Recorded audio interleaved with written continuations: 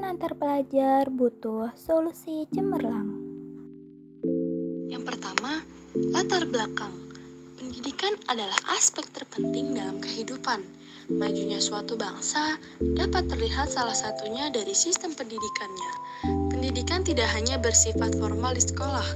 Pendidikan non-formal juga bisa didapat dari rumah, madrasah, dan lingkungan. Tujuan dari pendidikan tidak lain adalah mewujudkan para generasi yang berakhlak mulia, beriman, dan berilmu. Namun sayangnya, potret buram pendidikan saat ini semakin tersaji di depan mata. Konflik sosial remaja seperti tawuran kembali berulang. Akar masalah, jika tawuran sudah sering terjadi, fenomena seperti ini bukan lagi kebetulan, melainkan terdapat kesalahan mendasar atau sistematis yang menyebabkan terkikisnya akhlak generasi saat ini. Kasus yang terbanyak ialah tawuran antar pelajar. Bukan hanya kasus tawuran, remaja saat ini terlibat narkoba, miras, hingga pergaulan bebas. Ini merupakan kegagalan dari sistem pendidikan sekuler, yaitu sebuah sistem pendidikan yang memisahkan agama dari kehidupan. Kasus tawuran antar pelajar biasanya dimulai dari hal sepele, seperti saling mengolok, adu mulut, unjuk kekuatan satu sama lain, hingga masalah pacaran. Dari konflik kecil ini, kemudian membesar hingga menimbulkan ketegangan kelompok. Emosi yang labil membuat para remaja berpikir pintas. Melihat fenomena ini menjadi catatan besar bagi kita. Apa yang sesungguhnya terjadi pada remaja saat ini? Begitu rapuhnya moral dan akhlak. Faktor-faktor tawuran, faktor internal.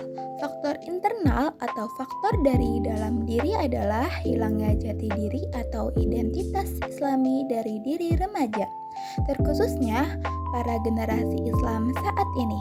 Sistem kehidupan sekuler sekarang mengikis identitas remaja jauh dari agama. Remaja hari ini tidak sedikit yang memandang kehidupan hanya sekedar tempat bersenang-senang dan bersikap hedonisme. Sekularisasi menjauhkan remaja dari aturan agama dan ilahi. Jiwa remaja terombang-ambing dan rentan bermaksiat. Akidah sekuler mampu membius dan meracuni generasi muda saat ini. Tidak heran yang dikejar hanya eksistensi, kepuasan materi, namun jiwanya kosong dengan nilai-nilai Islam. Faktor eksternal. Adapun faktor eksternal dapat dilihat dari peran keluarga, lingkungan, dan negara. Faktor keluarga dapat dilihat dari cara orang tua mendidik anak-anak mereka. Jika cara mendidiknya dengan nilai-nilai sekuler kapitalistik, sudah tentu orientasi kesuksesan hanya pada duniawi dan materi. Faktor lingkungan juga sangat mempengaruhi kepribadian remaja. Lingkungan yang baik mempengaruhi tumbuh kembang seorang anak.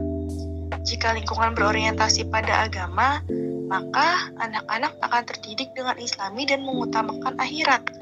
Namun, jika lingkungan tempat tinggal adalah sekuler, maka nilai-nilai Islam bukan menjadi standar baik buruknya perbuatannya.